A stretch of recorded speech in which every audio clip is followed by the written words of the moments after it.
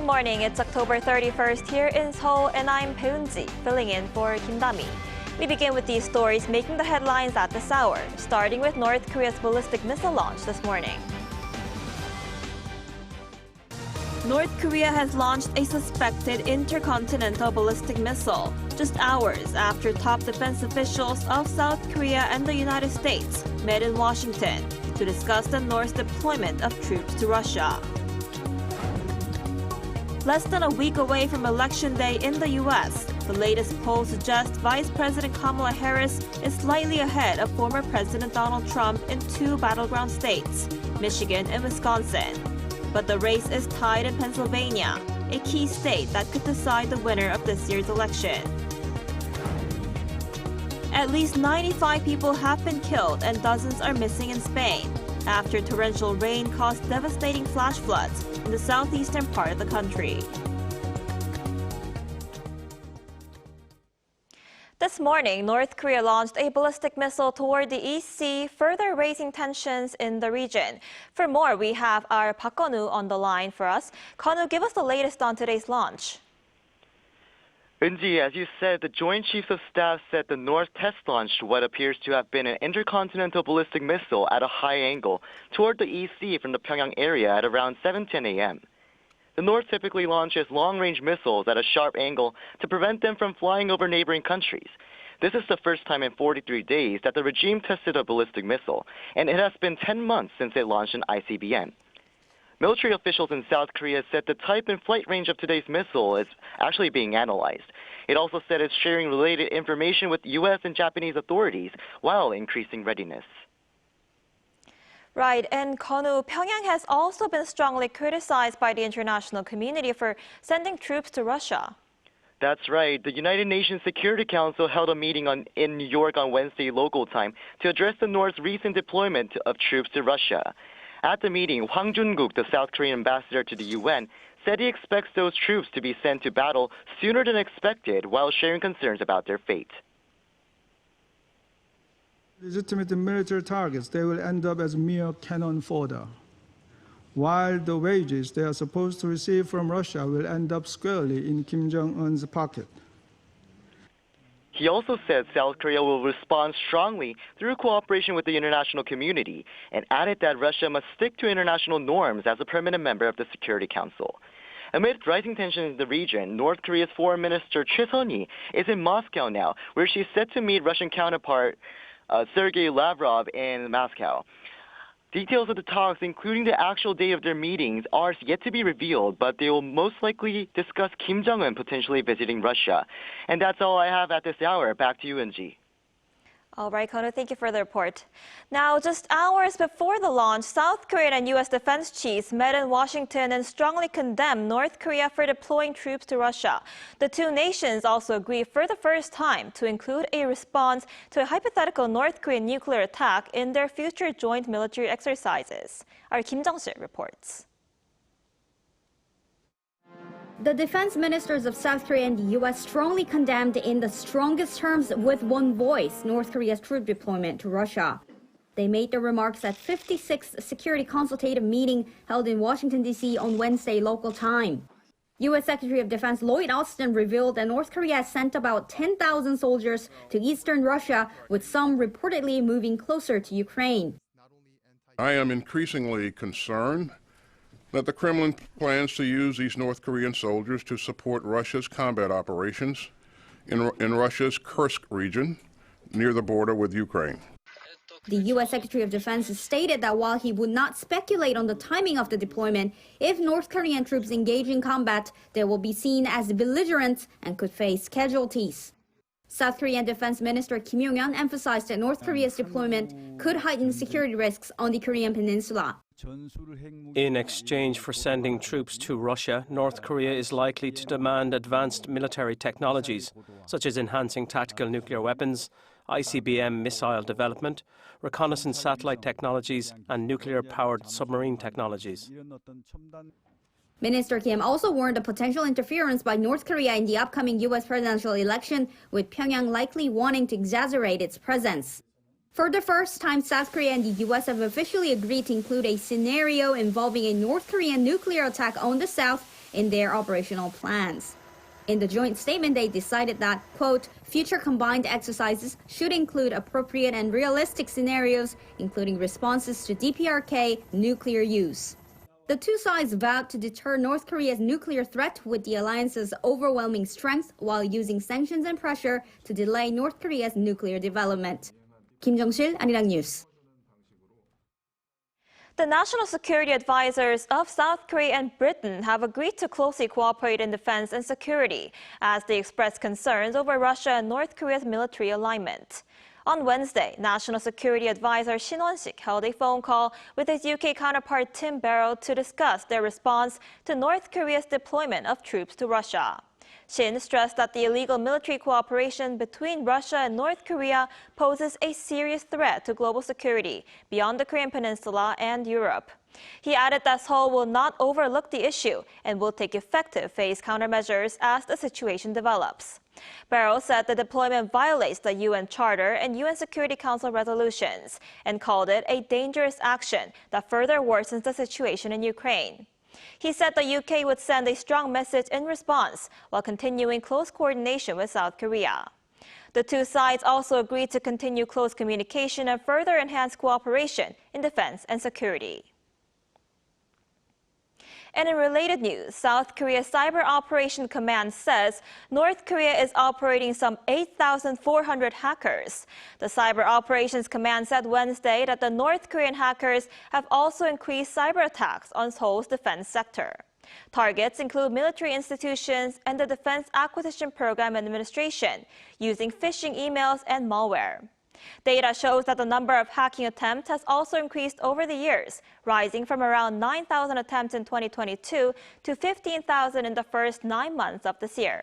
However, no major breaches have been reported. Tensions are flaring yet again with North Korea's deployment of troops to Russia, followed by the regime's launch of what's suspected to be an intercontinental ballistic missile. And with the upcoming U.S. presidential election next week, the outcome is set to impact the Korean peninsula significantly. For more on this, we have Dr. Mason Ritchie, professor of international politics at Hankuk University of Foreign Studies. Dr. Ritchie, thanks for joining us this morning. Great, thanks for having me. So, Dr. Ritchie, North Korea launched what the Joint Chiefs of Staff say is presumed to be an intercontinental ballistic missile this morning, just hours after top defense officials of South Korea and the U.S. met in Washington. What's your take on this? So in general, North Korea launches ballistic missiles for multiple reasons. They're not always each of those reasons present, but they have multiple reasons why they do so. That can be for demonstration effect, so underlining the fact that denuclearization is off the table and North Korea considers itself a de facto nuclear power. It can be for testing purposes, for new systems, new capabilities, new technologies. It can be for operational practice in terms of the actual act of executing a launch and following the command and control protocols. Of course, there's international messaging to the international community, to the United States, to South Korea, and of course for domestic political effect also. So my take on this is, in the first place, there's probably some mixture of those elements that are at play in terms of the reason for this launch. I think we need to wait for more information, whether that comes from North Korea or from South Korea and the United States and Japan intelligence. I think probably we'll get information from each of those parties in some way or another. I think some of the questions to look out for are, whether or not this is a new system or a modified system, in which case that leads towards testing being a part of the equation. One of the things, of course, we would look for there is whether or not there might have been some assistance from Russia in the development of new capabilities or modifications or new systems. If this is an older system that they've already launched, this might be for demonstration effect. This might be for operational exercise practice for the rocket forces. And then, I think we should look for North Korea's reporting on what it says that this is about. And then in terms with the capability itself, some questions that we all have are, what the range is, what the thrust of the missile is, which, really controls what the payload size can be, and therefore whether or not this might be appropriate for, a multiple reentry vehicle weapon. What the size and the range are is going to be important, and how this missile might be able to evade missile defenses. Right, and foreign and defense officials from Seoul and Washington will also be holding another round of talks soon in Washington on North Korean troops in Russia. What might be on the agenda? Do you think there is a chance that they will discuss the issue of South Korea potentially sending lethal weapons to Ukraine?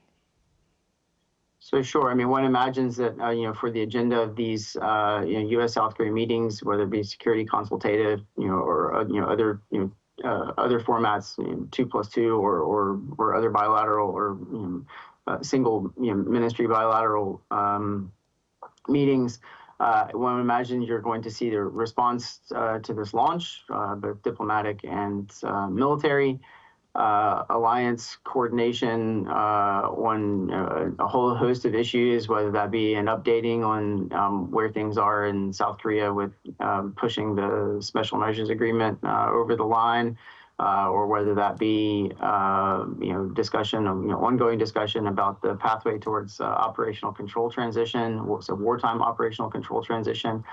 Trilateral cooperation and making sure that trilateral cooperation with the United States, South Korea, and Japan remains on track and is regularized and institutionalized.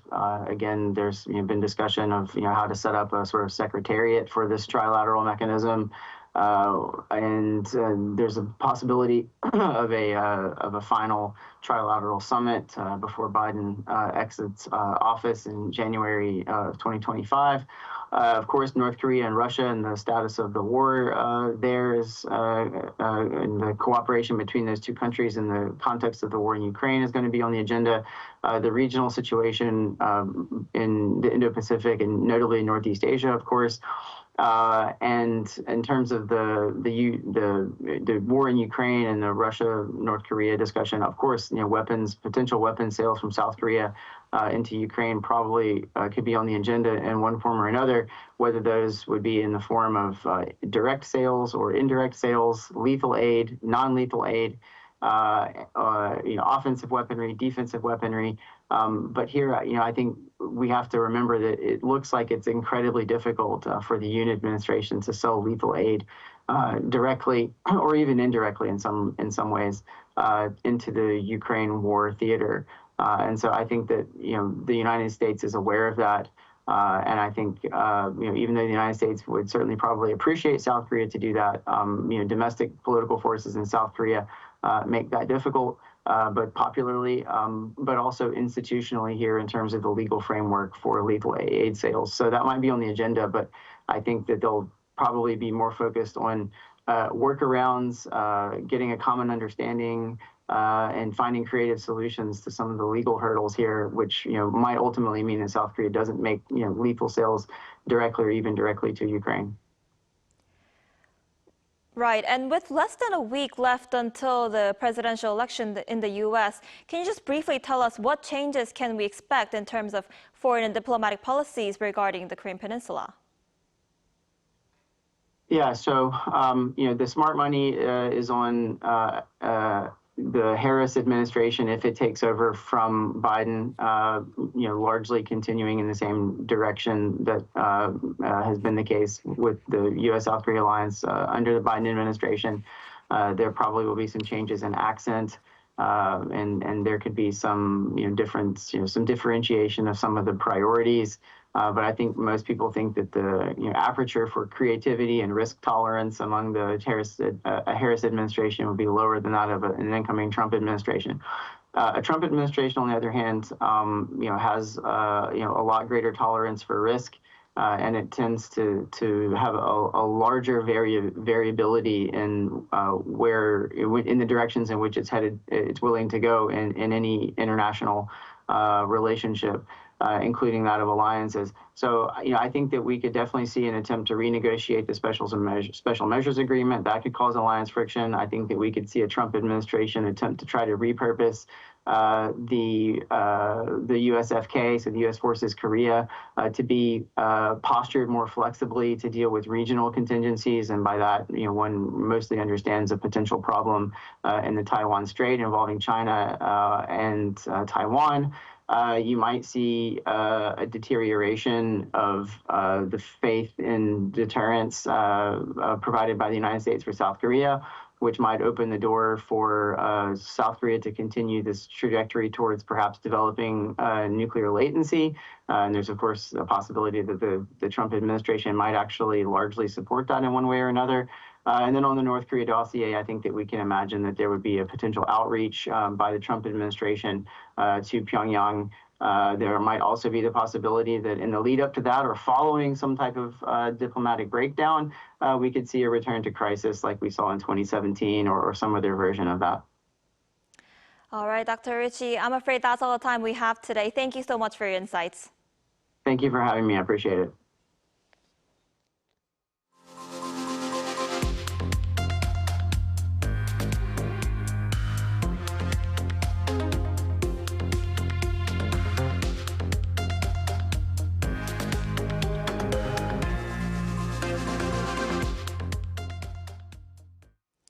The latest poll from CNN shows Vice President Kamala Harris leading former President Donald Trump in 2 out of the 3 Rust Belt battleground states. And in a tight race for the Oval Office, a remark by President Joe Biden targeting Trump supporters has sparked controversy. Lee Seung-jae has more. With the 2024 U.S. presidential elections expected to be one of the closest in recent years, a lot of focus is on key battleground states. Among the key battleground states are the 3 Rust Belt states, Pennsylvania, Wisconsin, and Michigan. According to a CNN poll released on Wednesday, Vice President Kamala Harris has a slight lead in Wisconsin and Michigan and is tied with former President Donald Trump in Pennsylvania. Harris leads Trump 48% to 43% in Michigan, while she leads the Republican candidate by 6 percentage points in Wisconsin. In Pennsylvania, both candidates had 48%. The 3 states were all won by Trump in 2016 when he defeated Hillary Clinton, but U.S. President Joe Biden took them back in the 2020 election. As the election is now less than a week away, the race has also been marred by controversial comments by those supporting the 2 candidates. Trump on Wednesday slammed Biden after the president appeared to call the Republican candidate's supporters garbage, while referencing a controversial comment by a guest speaker at a Trump rally. While the White House insisted the president was not calling Trump supporters garbage, Vice President Harris seemingly distances herself from Biden's comments. Listen, I think that, first of all, he clarified his comments, but let me be clear, I strongly disagree with any criticism of people based on who they vote for. And with such a tight White House race, it leaves very little room for mistakes as the 2 candidates continue to campaign in key battleground states leading up to next Tuesday's election. Lee Seung-jae, Arirang News. South Korea's industrial output fell in September on weaker chip production after recording growth for the first time in 4 months in August.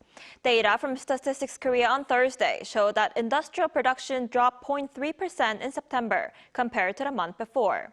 A breakdown of the data showed that chip production fell 2.6% on month, and declines in output were also seen in the service sector. Retail sales, which indicate trends in goods consumption, also fell after seeing a rise last month. Facility investment, however, rose compared to the previous month on greater investment in machinery. South Korea's relationship with the Food and Agriculture Organization of the United Nations dates back 75 years. And in light of this occasion, our An Sung-jin takes a closer look at their ties over the years. From recipient to donor, South Korea's relationship with the Food and Agricultural Organization of the United Nations has changed dramatically over the past 75 years.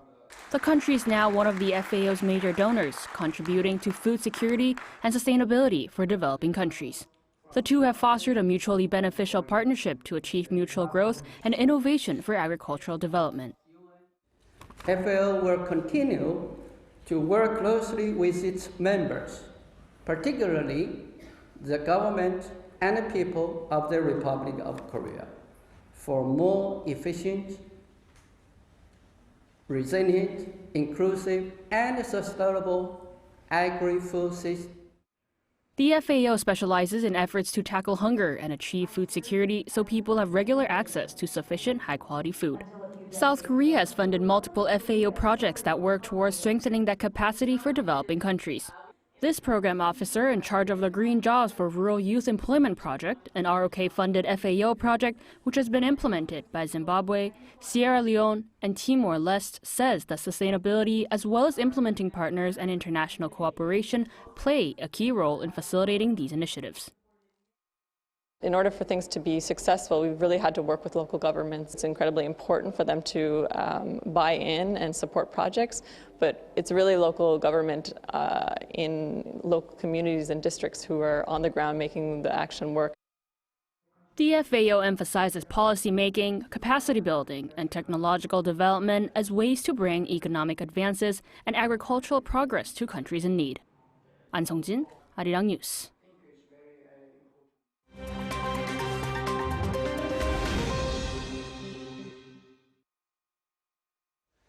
Good morning, I'm Kim Ji-young, and this is The World Now.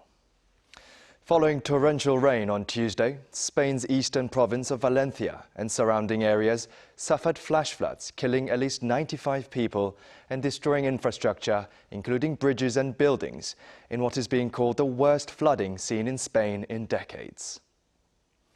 Authorities say the death toll is expected to rise, with dozens still missing, while rescue efforts and cleanup operations continued into Wednesday night. Spain's Minister of Regional Affairs, Ángel Víctor Torres, said that there are many missing people and that authorities are unable to give a figure for the number of residents unaccounted for or missing in the region. Spanish Prime Minister Pedro Sánchez, during a national address on Wednesday, declared 3 days of mourning and addressed those affected, saying the whole of Spain weeps with you, we won't abandon you. He also pledged a full recovery from the extensive destruction and is set to visit Valencia on Thursday. Spain's national rail operator also suspended all train services in the Valencia region after a high-speed train was derailed by a landslide on Tuesday. Lebanon's Prime Minister said Wednesday that a ceasefire deal with Israel is possible in the coming days after an Israeli state broadcaster published what is said was a leaked draft agreement written by Washington for a 60-day truce. In an interview with local media on Wednesday, Prime Minister Najib Mikati said that he had spoken with U.S. mediator Amos Hochstein and hoped there would be a ceasefire in the coming hours or days. He said Hochstein said that the prospect of a deal had improved and may be in place before the U.S. presidential election on November 5th. Mikati also called Israel's continued attack on Lebanon unjust. Israeli broadcaster Khan said that the leaked draft was written by the U.S. and dated October 26th and would see Israel withdraw its forces from Lebanon within the first week of the truce. The UK's new finance minister delivered her first budget on Wednesday with a tax hike worth around $52 billion, which she says is necessary to increase public spending. Britain's first female Chancellor of Exchequer, Rachel Reeves, said that the Labour Party inherited a $28.5 billion budget black hole when it came into power in July, which required action. Reeves said that the hike will include raising national insurance contributions paid by employers from 13.8% to 15% from next April, which she projects will help the government see a total budget surplus of $32.4 billion after 5 years. Now, minimum wage will increase by 6.7% next April, which, while many companies will see their business rates nearly double.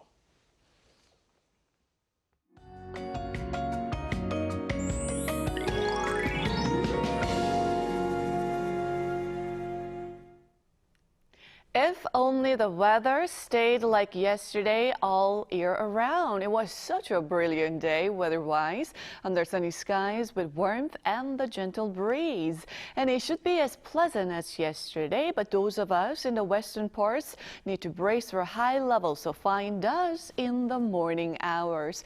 And those traveling to Jeju from Friday need to brace for downpours of up to 100 millimeters due to the Typhoon Kong-Ray.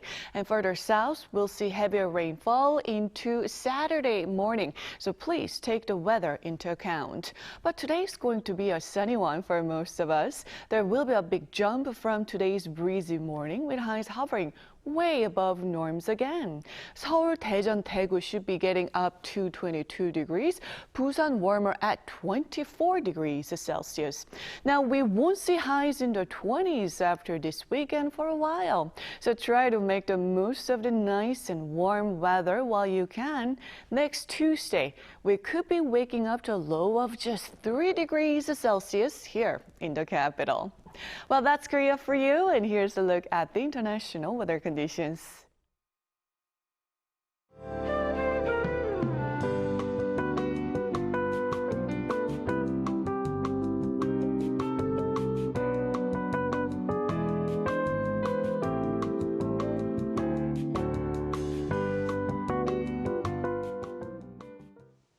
Now that wraps up today's New Day at Arirang. Thank you for watching. We'll bring you more updates at the same time tomorrow.